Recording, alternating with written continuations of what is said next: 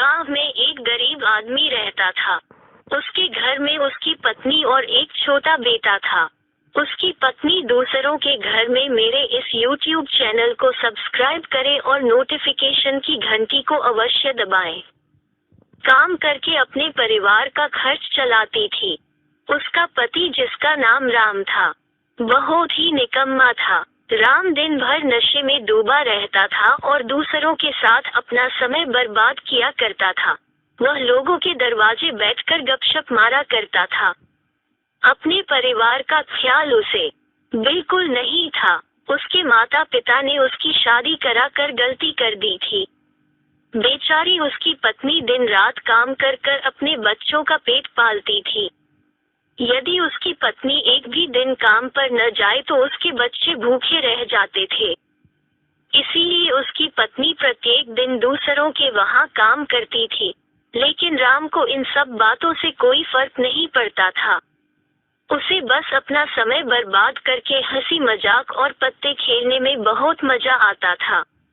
शाम को शराब पीकर घर आकर जोर जोर से अपनी पत्नी को चिल्लाता था। कई बार उसने अपनी पत्नी को मारा भी, लेकिन अब उसकी पत्नी करे भी तो क्या। वह तो अपने बच्चों को छोड़कर नहीं जा सकती थी।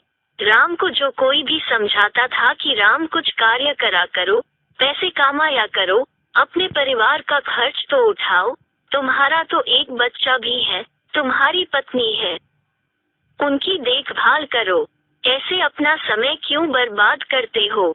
राम उसके ऊपर बिगड़ जाता था और कहता, तुम्हें इससे लेना देना क्या।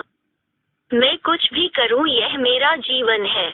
मैं तुम्हारे घर में खाता हूं क्या। इसके कारण कोई भी गांव का सदस्य इससे इस विषय में बात ही नहीं करता था। मेरे इस YouTube चैनल को सब्सक्राइब करें और नोटिफिकेशन की घंटी को अवश्य दबाएं।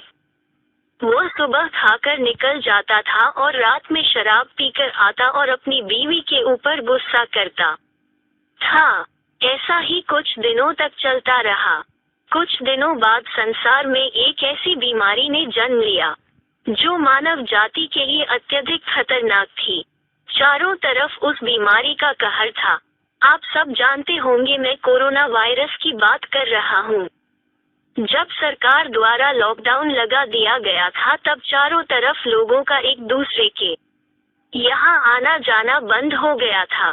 सारे कार्य, सारी फैक्ट्रियां, सारी गाड़ियां इत्यादि बंद हो गए थे। अब राम का परिवार भूखा मरने लगा था, क्योंकि उसकी पत्नी जो रोज कमाने जाती थी, वह अब किसी के घर इसी कारण नहीं जा पाती थी कि कहीं इस बीमारी की वजह मैं न हो जाऊं। लोगों ने उसे अब काम पर बुलाना बंद कर दिए था। उसके परिवार में अनाज का एक दाना भी नहीं बचा था, ना उसके घर में पैसे थे। अब उसका बेटा भी बीमार हो गया था। उसके बच्चे की तबीयत ज्यादा खराब हो गई थी। तब राम को समझ आया कि अपने परिवार पर ध्यान देना चाहिए था। उसने बच्चे को अस्पताल ले जाने का सोचा, परंतु उसके पास पैसे नहीं थे। वह गांव वालों से पैसे मांगने गया। गांव वालों ने कहा, पहले कहने पर तो हम लोगों को ही जली कटी सुना देते थे, अब इस लॉकडाउन में हमारे पास कहां से पैसा आए। यही मेरे इस YouTube चैनल को सब्सक्राइब करें और नोटिफिकेशन की घंटी को अवश्य दबाएं। कहकर वह लौटा देते थे। राम अत्यधिक परेशान था। अब करे तो भी क्या करे। वह चाहकर भी कुछ नहीं कर सकता था। एक पूरा दिन बीत गया। उसके बेटे की तबीयत और भी ज्यादा खराब हो गई।